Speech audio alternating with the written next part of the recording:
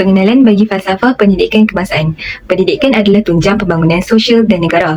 Melalui sistem pendidikan yang berkesan, negara dapat membangun dan meningkatkan potensi intelek dan moral masyarakat setempat. Berhadapan dengan cabaran abad ke-21 yang semakin kompleks, adalah penting bagi sesebuah negara mengambil pendekatan berwawasan terhadap hala tuju sistem pendidikan mereka. Salah satu aspek utama dalam hal ini ialah falsafah pendidikan kebangsaan (FPK) yang menjadi asas dan panduan pembangunan insan yang berkualiti dan bermanfaat untuk negara dan masyarakat di negara kita. Terdapat beberapa permasalahan yang boleh didapati daripada kajian ini.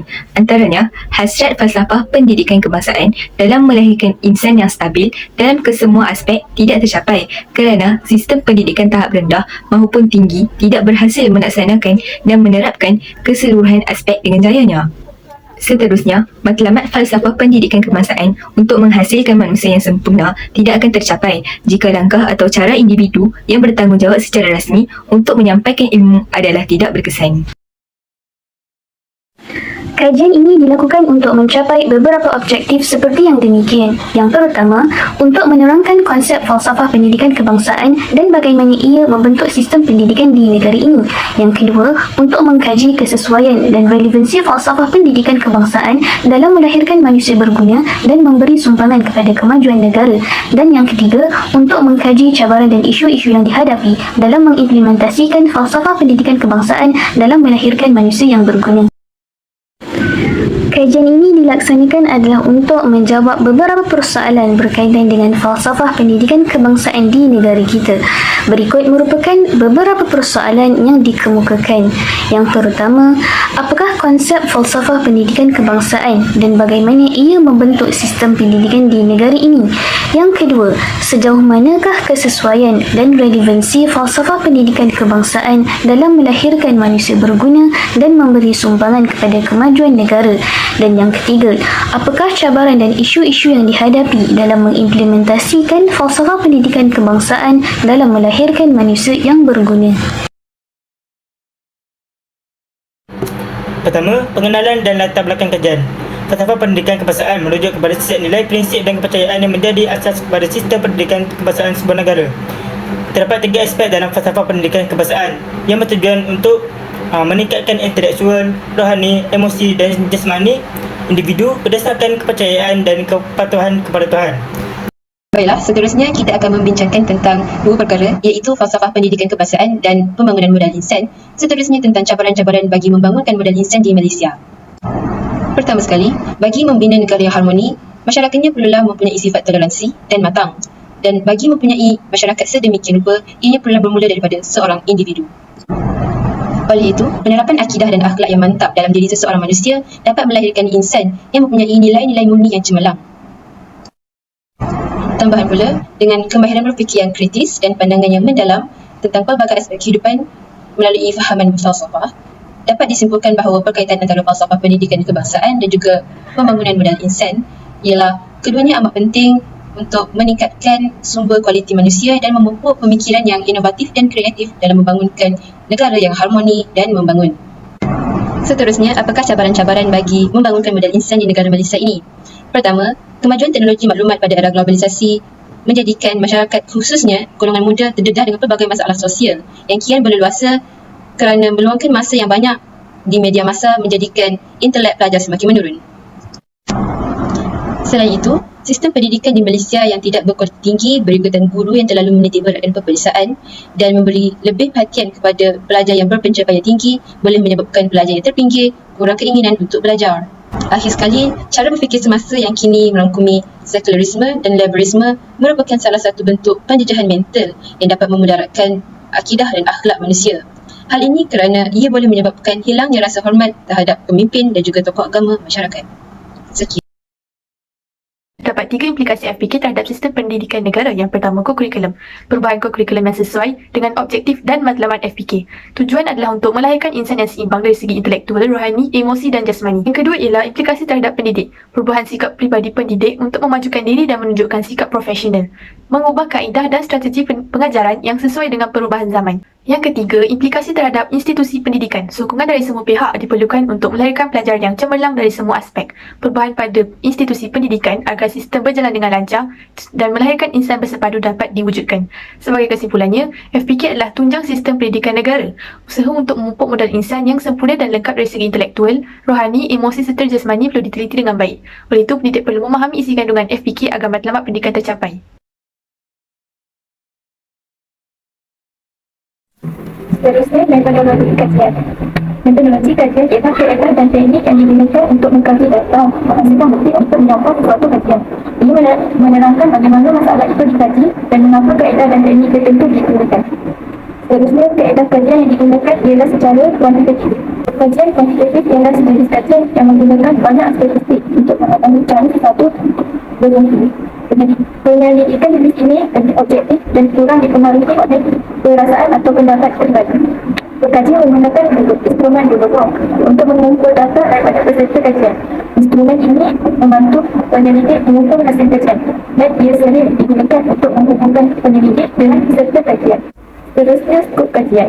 Kajian yang dijalankan dalam klinik dijawab terhadap responden lelaki dan perempuan berumur 20 hingga 40 tahun dan ke atas yang mengambil bahagian sebagai responden.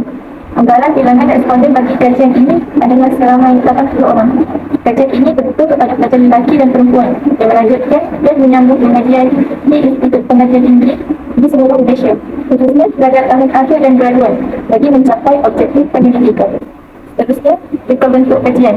Kajian ini menganalisis hasil kajian dengan menggunakan kaedah kuantitatif. Data-data responden yang terdiri daripada pelajar IPTA dan IPS yang sedang dalam tempoh pembelajaran maupun graduan dan dibuat melalui Google. Data dan maklumat yang dipengaruhi kemudian digunakan bagi melengkapkan objektif kajian. Tujuan tinjauan ini dilakukan untuk mengkaji keupayaan falsafah pendidikan kebangsaan dalam melahirkan insan yang berguna dalam kalangan pelajar di IPTA dan IPS.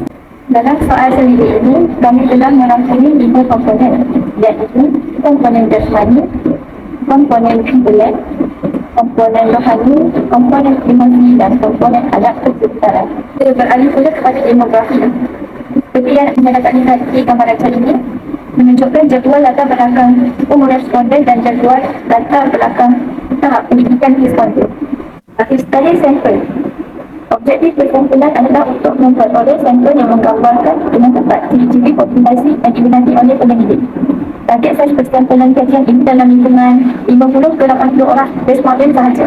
Oleh demikian, pemilihan sampel yang sesuai yang diwakili oleh pelajar tahun akhir dalam sarjana muda dan graduan yang telah menamatkan pengajian di peringkat dalam sarjana muda ialah pemilihan yang boleh mewakili mengenai keupayaan tasawuf pendidikan kebangsaan dalam melahirkan individu yang berguna yang dikaji dengan tepat dalam populasi sasaran. Secara keseluruhannya, tujuan kajian ini dijalankan untuk menerangkan konsep falsafah pendidikan kebangsaan dan bagaimana ia membentuk sistem pendidikan di negara ini. Selain itu, untuk mengkaji kesesuaian dan relevansi falsafah pendidikan kebangsaan dalam melahirkan manusia berguna dan memberi sumbangan kepada kemajuan negara. Akhir sekali, untuk mengkaji cabaran dan isu-isu yang dihadapi dalam mengimplementasikan falsafah pendidikan kebangsaan dalam melahirkan manusia yang berguna. Perbincangan kajian. Ringkasan demografi. Yang pertama, pengumpulan data melalui platform Google Form. Yang kedua, seramai 86 orang responden telah mengisi form yang disediakan. Dan yang ketiga, terdiri daripada pelbagai lapisan umur, iaitu 20-an, 30-an dan 40-an ke atas. Deskripsi soalan. Terdapat 5 komponen. Yang pertama, komponen jasmani. Yang kedua, komponen intelek. Yang ketiga, komponen rohani. Yang keempat, komponen emosi. Dan yang kelima, komponen adat persekitaran. Bagi komponen jasmani, soalan pertama mendapat peratusan tertinggi bagi pilihan jawapan setuju. Bagi soalan kedua, mendapat peratusan tertinggi bagi pilihan jawapan neutral. Bagi soalan ketiga, pilihan jawapan tertinggi berada di pilihan jawapan setuju. Bagi soalan keempat, pilihan jawapan yang tertinggi berada di pilihan jawapan sangat tidak setuju dan tidak setuju. Bagi soalan kelima, pilihan jawapan yang tertinggi berada di pilihan jawapan sangat berada di pilihan jawapan setuju. Bagi komponen intelek, pilihan jawapan yang tertinggi bagi soalan nombor 1 berada di pilihan jawapan setuju. Bagi soalan kedua, pilihan jawapan yang mendapat peratusan yang tertinggi berada di pilihan jawapan setuju. Bagi soalan ketiga, pilihan jawapan yang mendapat peratusan yang tertinggi berada di pilihan jawapan setuju. Bagi soalan keempat, mendapat peratusan pilihan jawapan yang tertinggi pada pilihan jawapan sangat setuju.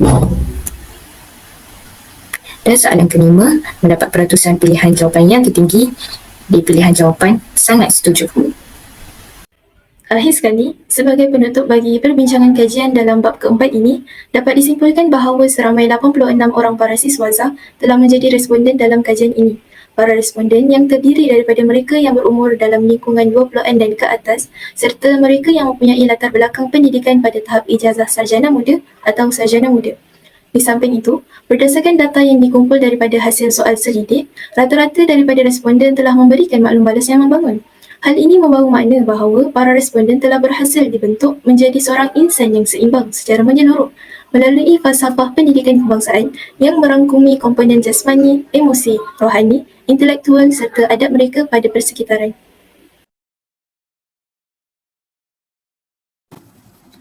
Jadi untuk diskusi objektif kajian, hampir 90% daripada responden memberi respon yang positif terhadap soalan yang diajukan. Sebagai contoh, kita ambil salah satu ya.